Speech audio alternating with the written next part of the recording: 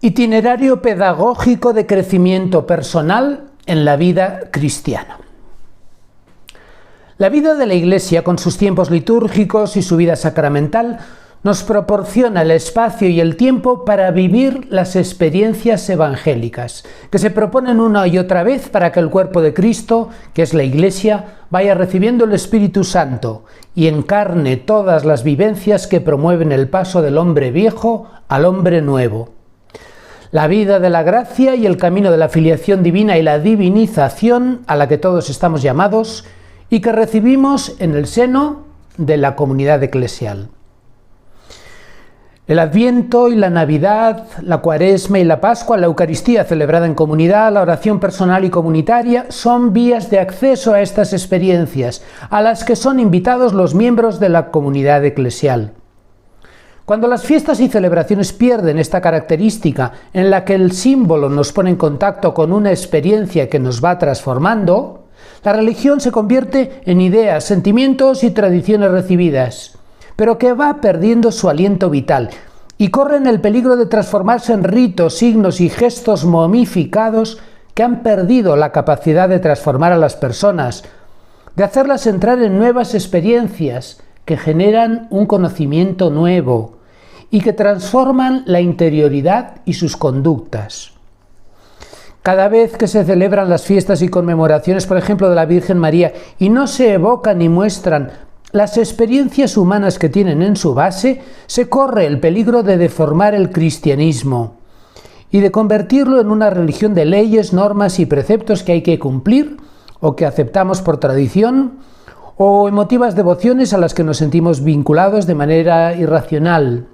Pero se está diluyendo su capacidad de hacernos entrar en experiencias humanas transformadoras en el camino de la filiación divina, en el camino de la gracia.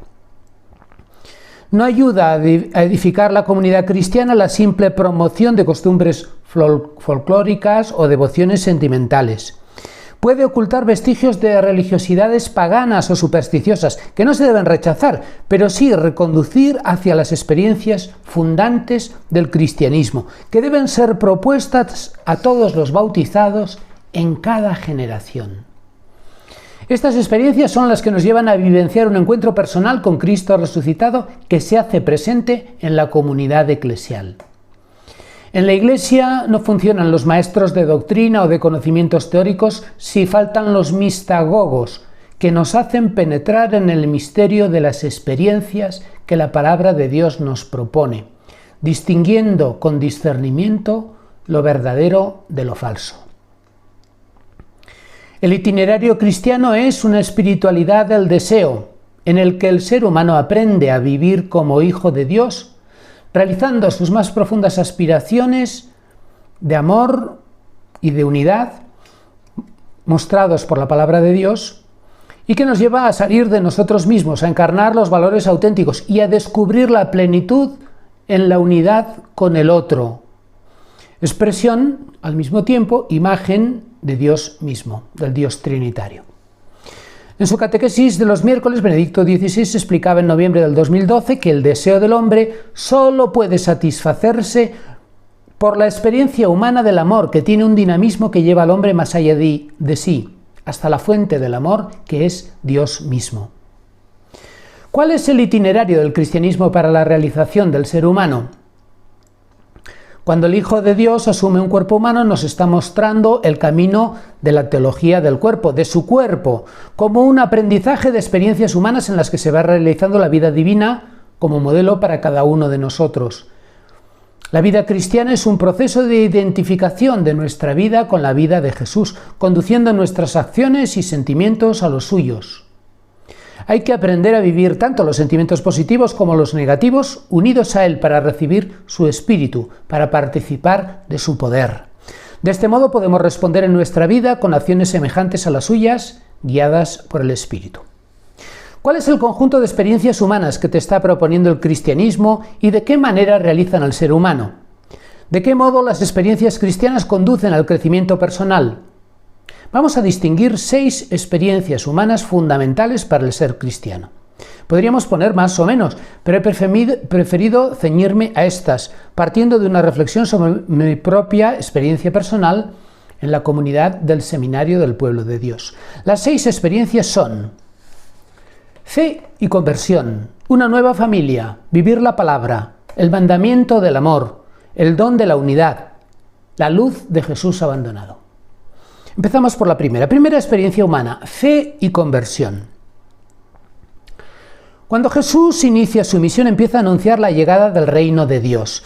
La primera experiencia humana que reclama el Evangelio es un cambio de mirada, un cambio de actitud. En los inicios de la predicación de Jesús, el mensaje se resumía en: ha llegado el reino de Dios, creed y convertíos. Encontramos diversas formulaciones de esta experiencia. El tiempo se ha cumplido, el reino de Dios está cerca, convertíos y creed en la buena noticia, en Marcos 1:15. Bienaventurados los que padecen persecución por causa de la justicia, porque de ellos es el reino de los cielos, Mateo 5:10. El que no nazca de nuevo no puede ver el reino de Dios, Juan 3:3. Buscad primero el reino de Dios y su justicia, y todas las demás cosas se os darán por añadidura, Mateo 6:33. De los que son como niños es el reino de Dios. No todo el que dice Señor, Señor entrará en el reino de los cielos, sino que el que hace la voluntad de mi Padre. Padre nuestro que estás en los cielos, santificado sea tu nombre, venga tu reino. Mateo 6:9.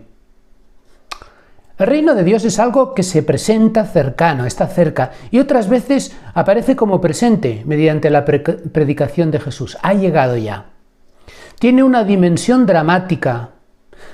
Aparece en la lucha contra los demonios, las persecuciones, pero también es una dimensión triunfante, ligada a la felicidad humana que los cristianos identifican con las bienaventuranzas. La felicidad que acompaña al reino es un don, un regalo que viene de Dios y que el hombre no puede conseguir por sí mismo. Por eso se dice: venga a nosotros tu reino. Es necesario un hombre nuevo y un morir al hombre viejo y sus esclavitudes. Es necesario un profundo cambio interior, convertíos, que se podría definir como un cambio de mirada. La conversión no es magia de una persona que se transforma y abandona todos sus pecados y cambia sus defectos por virtudes, sino que se trata de aprender a ver las cosas de otro modo, con otra perspectiva, entrar en una experiencia de fe y en un camino de transformación.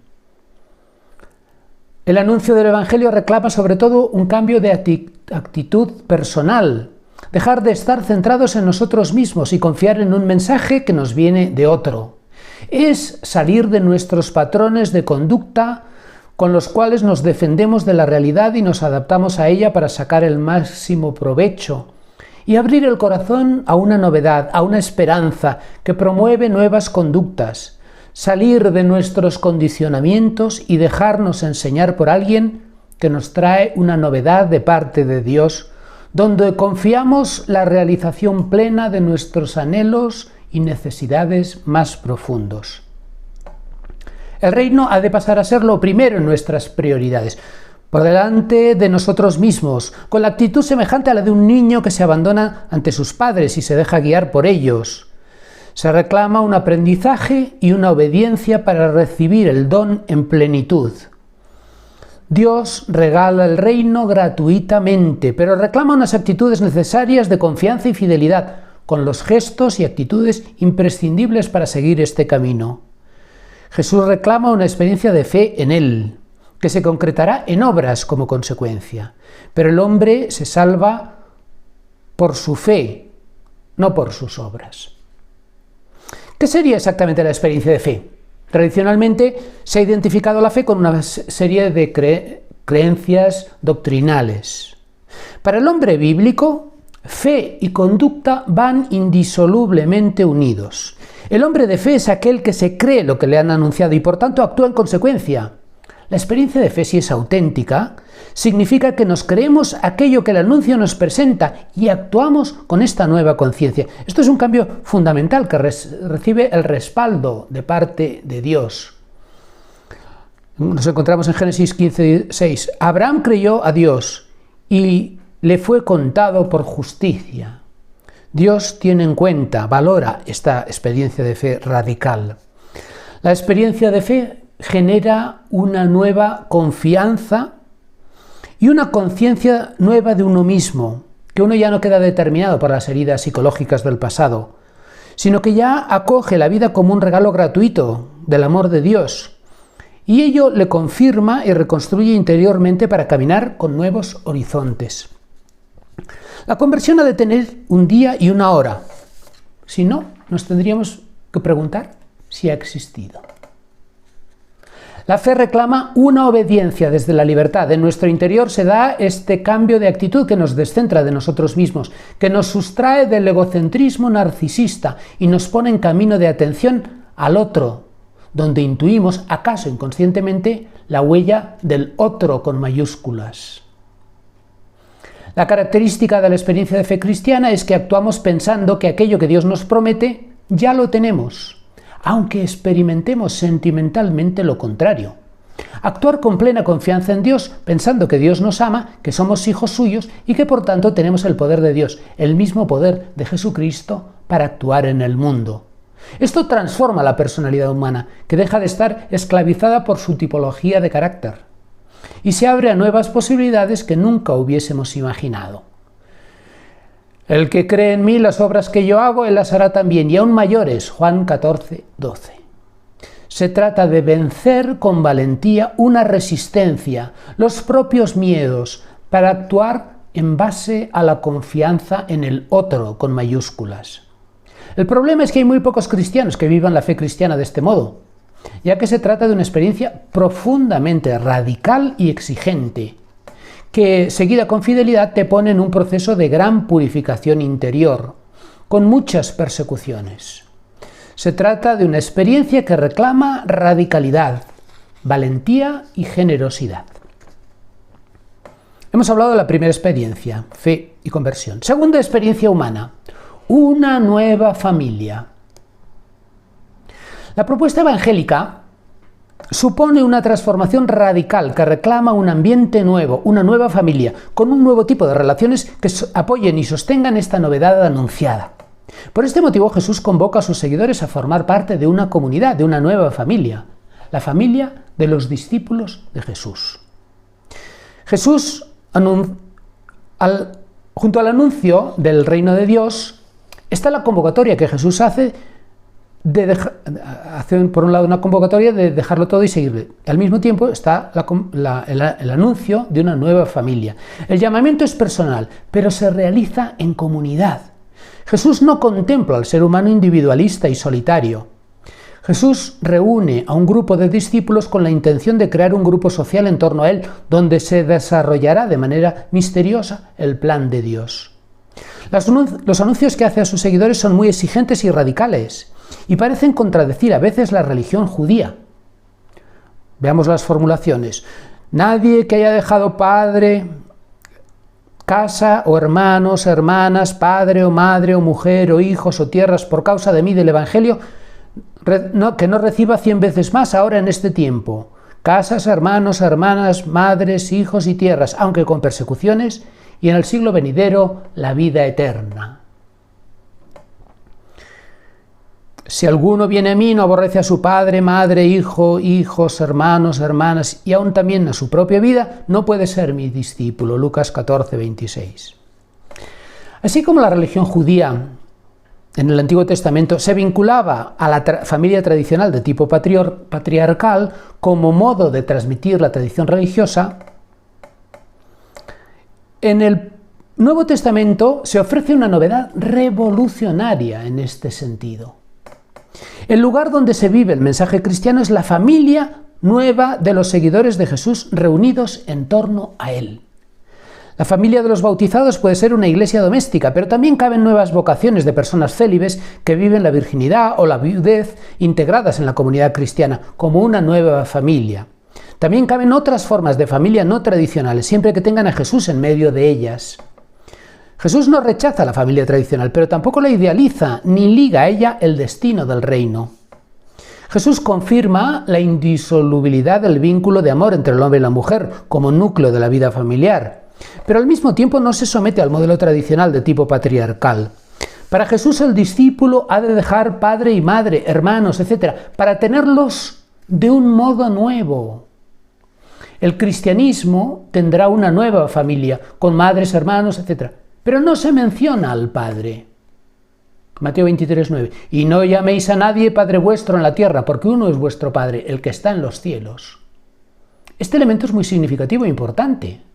El rol materno tan fundamental para el desarrollo de la personalidad humana se ha de perder y recuperar de un modo nuevo en la experiencia cristiana. Pero el rol paterno, que también es importante en el desarrollo psicológico como ayuda para salir de la unidad simbiótica del niño con la madre, desligarse del apego materno y descubrir la realidad con la experiencia de autonomía humana, este vínculo no se recupera, el elemento paterno, sino que viene a estar sustituido por la paternidad divina, que solo puede expresarse en el espíritu del Hijo.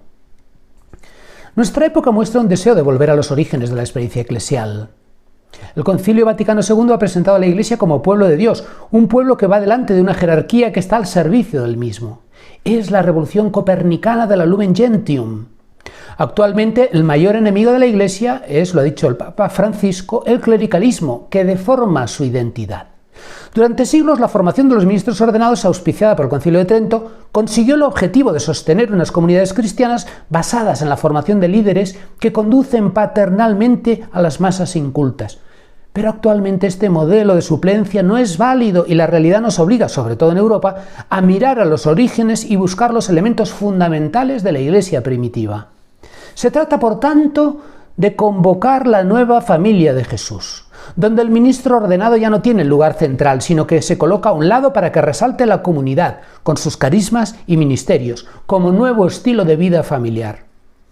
Dado que la importancia de los vínculos familiares es una realidad muy profunda e importante para la constitución de la personalidad, la concreción de las conductas, etc., estamos ante una experiencia fundamental y al mismo tiempo dramática, porque el mensaje de Jesús choca con las formas tradicionales de la familia. El centro de la nueva familia ha de ser la relación con Jesús. El que ama a su padre o a su madre más que a mí no es digno de mí. Mateo 10:37. Esta radicalidad provoca reacciones negativas en las familias tradicionales, y así lo vemos en las palabras de Jesús. No penséis que he venido a sembrar la paz en la tierra. No he venido a sembrar paz sino espadas, porque he venido a enemistar al hombre con su padre, a la hija con su madre, a la nuera con la suegra, así los enemigos de uno serán los de su casa. No se trata de una apología de la violencia, sino que se está expresando aquí la coherencia martirial con el seguimiento que Jesús reclama. Hay que poner a Jesús en el primer lugar. Y a veces los vínculos sentimentales familiares se oponen a ello. Por eso Jesús dice, en palabras que sorprenden por su dureza, que hay que aborrecer a los padres, que hay que aborrecerse a uno mismo. O cuando dice, tú sígueme, deja que los muertos entierren a sus muertos. Jesús está contradiciendo aquí un precepto muy importante de la ley judía. Pero lo que quiere remarcar es que hay que poner la relación con Él por encima de todas las cosas. Jesús habla de una experiencia de ruptura con los vínculos afectivos que se reclama en ciertas circunstancias y que provoca una gran violencia interior que solo uno mismo puede realizar con decisión y que no está exenta esta experiencia de un gran sufrimiento personal. Es lo mismo que en Mateo 11:12 dice, el reino de los cielos sufre violencia y los violentos lo arrebatan. Se está refiriendo a la fidelidad dramática que Jesús pide a algunas personas en el uso de su libertad. El mensaje es profundo y radical. Solo rompiendo consciente, libre y responsablemente con estos vínculos creados, uno puede abrirse a una novedad radical que ha de ser recibida como gracia, la filiación divina. Dicho sencillamente, para ser hijos de Dios, en algunos casos hay que dejar de ser hijos de nuestros padres. Se trata de un mensaje simbólico, esencial, radical pero irrenunciable. Es algo que rompe con los sentimentalismos humanos. Conviene recordar, por otro lado, que Jesús no pide a todos la misma experiencia. A algunos les pide seguirle y dejarlo todo, a otros no. En Lucas 8:39 a uno le dice, vuélvete a tu casa y cuenta cuán grandes cosas ha hecho Dios contigo. A uno que quería seguirle le dice eso. Todos han de poner la relación con Jesús como prioridad fundamental, pero solo algunos lo dejan todo para seguirle. Otros son convocados a permanecer en sus ambientes. El Evangelio necesita engendrar un nuevo ambiente donde la presencia de Jesús nos capacite para ofrecer y recibir nuevos estímulos generadores de una personalidad nueva, la del hombre nuevo de la que habla San Pablo. Cuando el Evangelio nos habla de conversión y cambio de mentalidad, se ve la necesidad de este nuevo ambiente familiar, que se refleja en el texto de Mateo 18:20, donde están 2 o 3 congregados en mi nombre, allí estoy yo en medio de ellos. Para podernos engendrar en una nueva mentalidad, en cierto sentido, tenemos que deshacer los condicionamientos que nos ligan a nuestra vida pasada y nuestros vínculos. No porque hay algunos vínculos, porque todos los vínculos sean malos, no. Se trata de que Dios con su palabra nos quiere engendrar a una realidad más profunda, más rica. Nos quiere hacer un regalo más grande. Dios ha venido al mundo, pero ha querido quedarse en medio de los hombres en el seno de la Iglesia. La Eucaristía es la expresión máxima de esta realidad. Pero la presencia real de Jesús en la Iglesia no es una simple idea de algo abstracto, sino una encarnación real. Allí donde se reconoce la presencia de Jesús en el seno de la comunidad cristiana, se da un ambiente especial de amor, de acogida, de compasión. Aquel amor que el ser humano puede dar y recibir en las relaciones humanas, que nos sana y nos ayuda a crecer personalmente, también está en la base de las relaciones eclesiales, pero vividas como transparencia del amor de Dios que se hace presente en el seno de la comunidad cristiana. Que la Iglesia es sacramento de Dios significa que en ella podemos experimentar y vivir, dar y recibir el amor de Dios como un don gratuito, compartido y vivido de manera profundamente humana entre los hermanos en la Iglesia. La pobreza, la violencia o los sacrificios del camino no eran otra cosa que el itinerario pedagógico para irme liberando de todos mis condicionamientos anteriores y poder vivir como regalo de Dios en el seno de la Iglesia una personalidad nueva donde se realiza mi esencia personal y donde mis fantasmas y demonios pierden su poder determinante y aunque se hagan presentes como sensaciones internas, no pueden dominar frente al conjunto de interacciones eclesiales y mi libertad personal en el seno de ellas, guiada por la palabra de Dios. Estamos hablando de una autodeterminación orientada hacia la donación personal, receptora y generadora de reciprocidad en el seno de la comunidad cristiana. En ocasiones quisiéramos volver a la familia tradicional para que proporcione el ambiente adecuado de una vida cristiana, devota y cumplidora.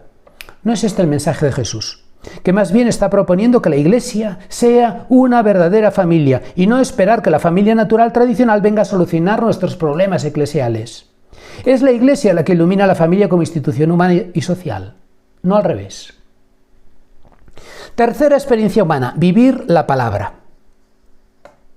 Obedecer la palabra de Dios nos lleva a vivir experiencias evangélicas.